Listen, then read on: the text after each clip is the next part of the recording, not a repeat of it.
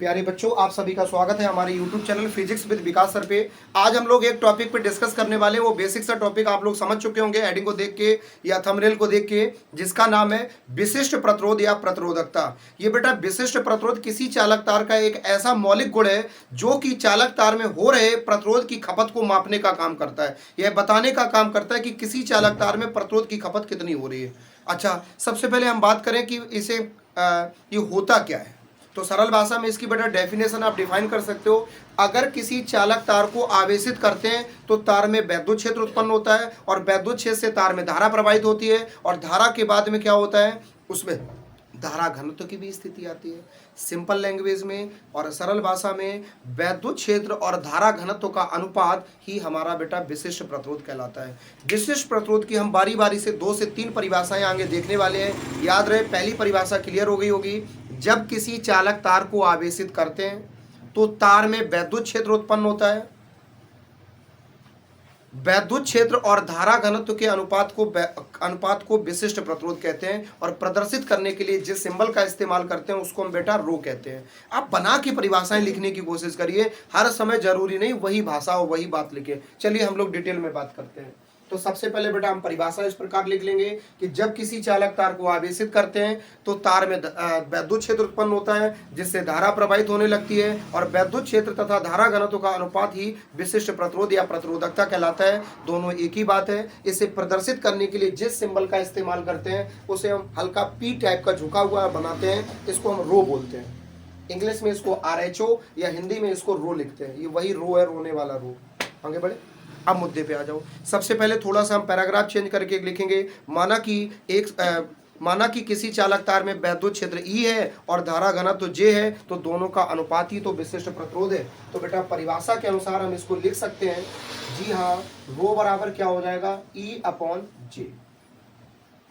ई का मतलब बेटा वैद्युत क्षेत्र की तीव्रता है और जे का मतलब क्या है, धारा घनत्व। आप पहले के कॉन्सेप्ट में इनके बारे में कुछ डिटेल में पढ़ चुके हो। यहाँ हम सूत्र लगाते हैं। जी हाँ, आपको याद होगा, इससे पहले आपने पढ़ा है वैद्युत क्षेत्र की तीव्रता और विभव प्रवणता में संबंध। वहां से हम एक फॉर्मूला डेवलप करते हैं। ई बराबर एक सूत्र होता है V/L।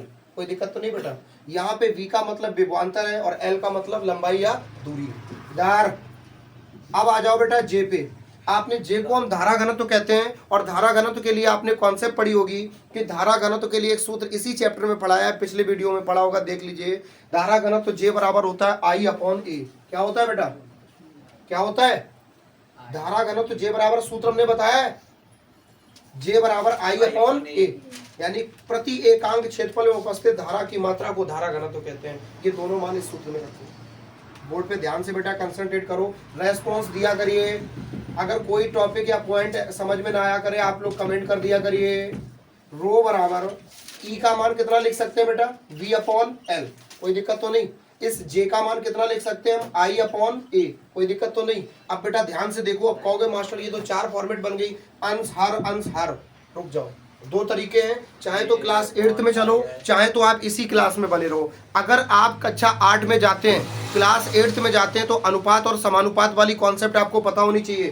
पहली गुणे चौथी बटे दूसरी गुणे तीसरी। एक दूसरा तरीका भी है, ऊपर वाले को लिखा रहने दो, नीचे वाले को ना लिखा रहने दो। यानी कि इसको हम लिख सकते हैं रो बराबर इधर V/L को ऐसे ही लिखा रहने दो, इंटू I/A। हमारा बेटा डिवाइड में है तो मल्टीप्लाई में जाएगा, पलट जाएगा A/I, according to the format of mathematics. मुद्दे पे है, फिर से सुनो। रो बराबर E/J है। वैद्युत क्षेत्र की तीव्रता और धारा घनत्व का अनुपात ही तो हमारा विशिष्ट प्रतिरोध है, जिसमें E के लिए फॉर्मूला होता है V/L और J के लिए फॉर्मूला होता है I/A। इन दोनों मानों को इस इक्वेशन में रखेंगे। रो बराबर V/L बटे I/A। इन चारों फॉर्मेट को हल करेंगे। ऊपर वाले को ऐसे ही छोड़ दो, नीचे वाले को घुमा के लिख दो, A/I हो गया। अब बेटा इतनी फॉर्मेट तो हमें लगता है क्लियर हो गई होगी। बताओ। अब इसको यदि आप ध्यान से देख पा रहे हो तो यहाँ पे हमें एक कॉन्सेप्ट लगानी है जो आप भी बारीकी से समझ सकते हो। इसको रो को हम ऐसे ही लिखेंगे, बराबर लगाए बराबर लगाएंगे। बहुत ध्यान से देखो बेटा, इस L को उधर लिख ले और I को इसके साथ लिख लो। एक ही बात तो है भाई। अगर कहीं x/y लिखा है तो इसको हम y(x) लिख सकते हैं, तो I इधर कर दो, इंटरचेंज करके लिख रहे हैं हम बेटा, इधर उधर भेज नहीं रहे हैं बराबर के। I को इधर और L को इधर लिख लो। तो बेटा हम लिखेंगे V/I इंटू ए अपॉन एल। अब बेटा आपके मन में प्रश्न आया होगा कि मास्टर ने इसमें कौन सा नया काम कर दिया, बात तो एक ही हो गई। क्यों लिखा है ऐसा, तो उसका कारण हम बताते हैं। क्योंकि v अपॉन आई को निहारो ध्यान से, देखो आपने पढ़ा है ओम का नियम, तो बेटा आपको याद होगा v अपॉन आई को हम क्या लिख सकते हैं, resistance R, just R equal to v upon I. बताओ ऐसा लिखा जा सकता है। तो फाइनली हम जानते हैं रो बराबर हमारा क्या बन गया, v अपॉन आई को क्या लिखेंगे बेटा, R इंटू ए अपॉन एल। इतनी बात बेटा क्लियर हो गई। हमें मान किसका चाहिए, विशिष्ट प्रतिरोध या प्रतिरोधकता का मान चाहिए। तो सीधा सा फॉर्मेट बन चुका है हमारी आंखों के सामने, रो बराबर आर ए अपॉन एल। यही बेटा मेरा आंसर है।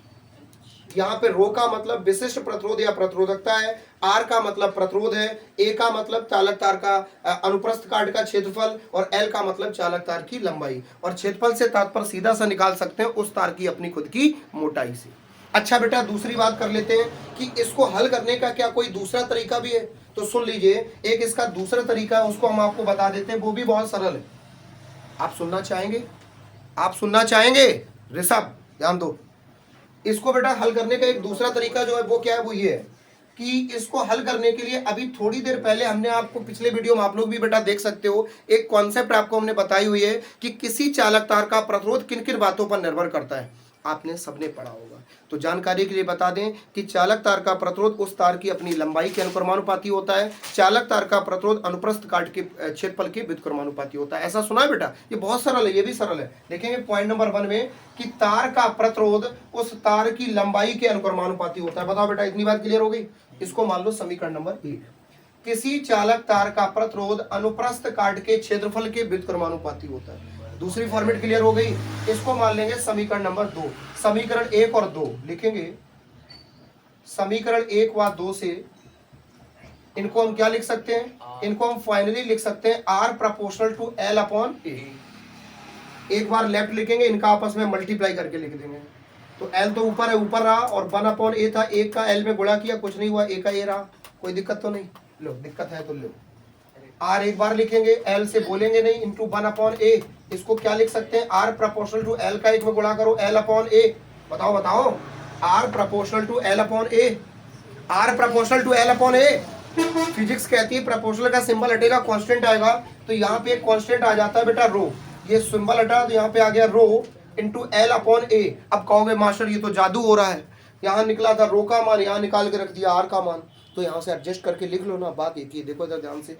अगर बेटा हम रो का मान निकालेंगे, एक डिवाइड में इधर आएगा मल्टीप्लाई में, एल इधर हमारा मल्टीप्लाई में नीचे आएगा डिवाइड में। इसे लिखो खालिस्तानी बना के, आर ए अपॉन एल बराबर रो। देखो बेटा निहारो इसको, रो बराबर आर ए अपॉन एल, रो बराबर आर ए अपॉन एल। बात एक ही है, तरीका दो, चाहे दोनों में से किसी एक फॉर्मेट को कंप्लीट कर लो। इतनी बात क्लियर हो गई। अच्छा अगर हम बेटा इसके मात्रक की बात करें, तो मात्रक बनाओ, जन्म दो मात्रक को, क्या होगा इसका मात्रक, किसका मात्रक, रो का। इधर रो का मात्रक हम कैसे बनाएंगे, आर का मतलब क्या है बेटा, प्रतिरोध। बच्चा जानता है प्रतिरोध का मात्रक क्या होता है, ओम। क्या होता है, और ये क्या है बेटा, क्षेत्रफल, और क्षेत्रफल का मात्रक क्या होता है, मीटर स्क्वायर। एल क्या है बेटा, तार की लंबाई, लंबाई का मात्रक क्या होता है, मीटर। देखो इसके ईटर से ईटर कट गया, ऊपर 2 मीटर, नीचे 1 मीटर, तो इधर तो इसका फाइनली मात्रक बन गया ओम मीटर। बताओ बेटा इतनी बात क्लियर हुई। इसकी जो फाइनली यूनिट हो गई वो है ओम मीटर।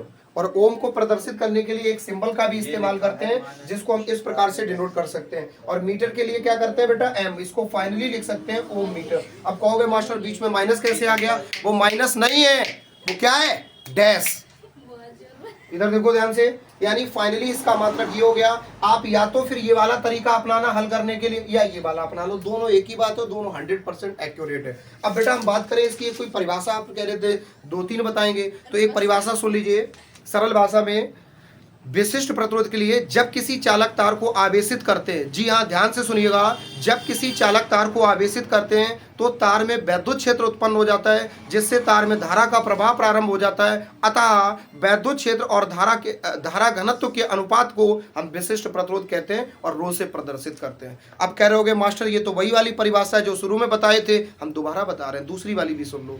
दूसरी परिभाषा बना सकते हो कि किसी चालक तार का प्रतिरोध तार की लंबाई के अनुक्रमानुपाती और उसके क्षेत्रफल के व्युत्क्रमानुपाती होता है। यह भी एक्यूरेट डेफिनेशन है और 100% फैक्ट है। और तीसरी परिभाषा बताएंगे एक छोटे से ब्रेक के बाद। बोर्ड पे देखो, तीसरी परिभाषा, यहाँ थोड़ा स्पेस कर लेते हैं। आप एक बात बताओ, इसी आंसर में यदि हम इंटरफेयर कर दें, देखो ध्यान से, इसी आंसर में अगर इंटरफेयर कर दें, अब कहोगे क्या इंटरफेयर करोगे, तो देखो हम जो कर रहे हैं।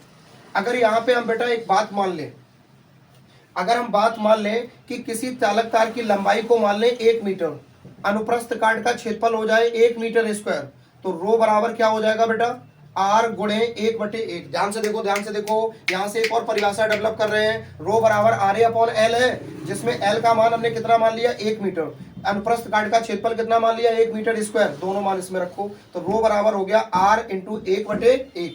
एक का गुणा करो, एक का भाग दो, कोई फर्क पड़ेगा क्या। रो बराबर क्या आ गया बेटा, आर, यानी कि विशिष्ट प्रतिरोध बराबर आया आर।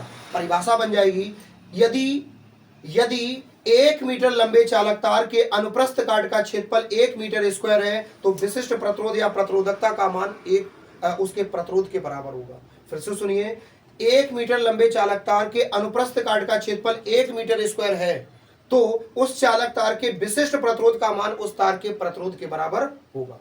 यानी हम यहाँ से 3 डेफिनेशन डेवलप कर सकते हैं। याद रहे बेटा, आप स्वयं अपनी परिभाषा बना के लिख सकते हो, बात वही होनी चाहिए, रूप बदल जाए तो कोई प्रभाव नहीं पड़ता, क्योंकि by the concept of transformation, English में आपने एक कॉन्सेप्ट पढ़ी होगी जिसको हम ट्रांसफॉर्मेशन के नाम से जानते हैं। यानी किसी भी चीज़ को हम ट्रांसफॉर्म करके लिख सकते हैं। जैसे 40 को 20+20 लिखा जा सकता है, और 50 को 60-10 या 40+10 लिख सकते हैं। बात एक ही है, बस 2 अलग अलग रूप है। उम्मीद करते हैं बेटा कॉन्सेप्ट आपको समझ में आई होगी। कृपया वीडियो को लाइक करें और चैनल को सब्सक्राइब करें। याद रहे, 12th क्लास के सभी बच्चों के साथ ऐसी वीडियो को साझा करें।